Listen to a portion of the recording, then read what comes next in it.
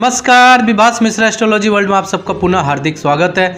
आज का जो एपिसोड है, आपकी हथेली में संतान रेखा यानी आपको कितना संतान होगा आप अपनी हथेली से यह पता कर सकते हैं। संतान रेखा के लिए आप अपने हथेली का दो भाग देखें। सबसे पहला अपनी हथेली का बुध पर्वत। बुध पर्वत कौन सा होता है, आप अपनी हथेली में कनिष्ठा यानी लिटिल फिंगर देखें, और लिटिल फिंगर का जो नीचे वाला उभरा हुआ भाग है इसको बुध पर्वत कहते हैं।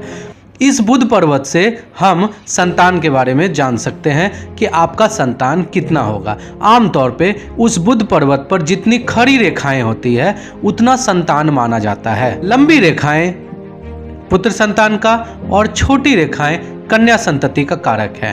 अगर दो रेखाओं के बीच में मिनिमम गैप हो यानी एक दूसरे से सटी हुई हो तो समझ ले कि यह कन्या संतति का कारक है। वहीं दो जो समानांतर रेखाएं हैं, पैरेलल लाइन आपस में फैली हुई है, तो यह पुत्र संतान का कारक है।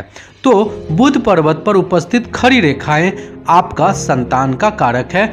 बुध पर्वत अगर चपटी हो, उसमें कोई प्रकार का उभार ना हो, कोई रेखा ना हो, तो यह संतान में विलंब, संतान का जिसको कहते हैं अबॉर्शन, भ्रूण हत्या या फिर मिसकैरेज होने का कारक होता है। इसके अलावा संतान की जब रेखा देखनी हो तो शुक्र पर्वत को भी जरूर देखें। यानी आपके शुक्र पर्वत पे जो हॉरिजेंटल लाइन जो जितनी प्रकार यानी आपके शुक्र पर्वत पर जो वर्टिकल लाइन जितनी भी खड़ी रेखाएं हैं यह भी संतान रेखा के बारे में बताती है। यानी यहाँ पर देख ले, जितनी खड़ी रेखाएं उतना संतान।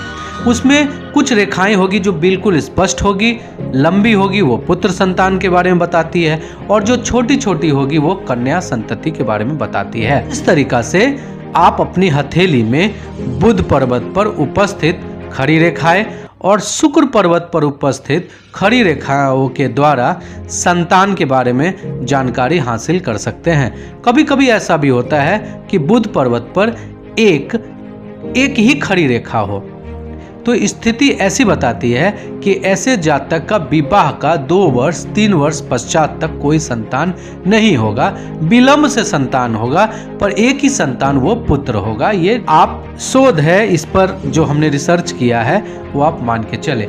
अगर इस पर 2 खड़ी रेखाएं हैं तो मान के चले यह एक कन्या संतति और एक पुत्र संतति का कारक है।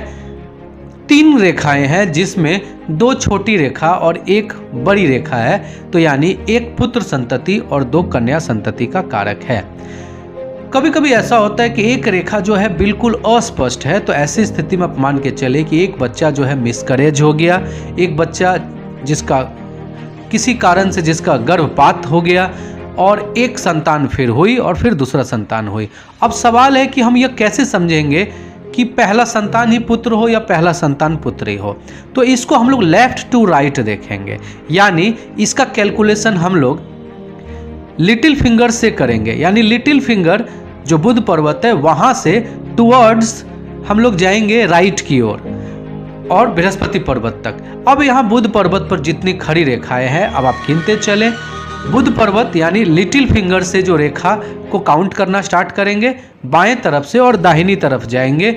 यहाँ पर जो पहली जो बड़ी रेखा है वो पुत्र संतति समझिए, जो छोटी रेखा है वो कन्या संतति समझिए। ऐसा ही हम लोग काउंटिंग शुक्र पर्वत पे भी करेंगे। यानी जीवन रेखा के ठीक बाद से जो रेखा लंबी है उसको पुत्र संतान समझेंगे।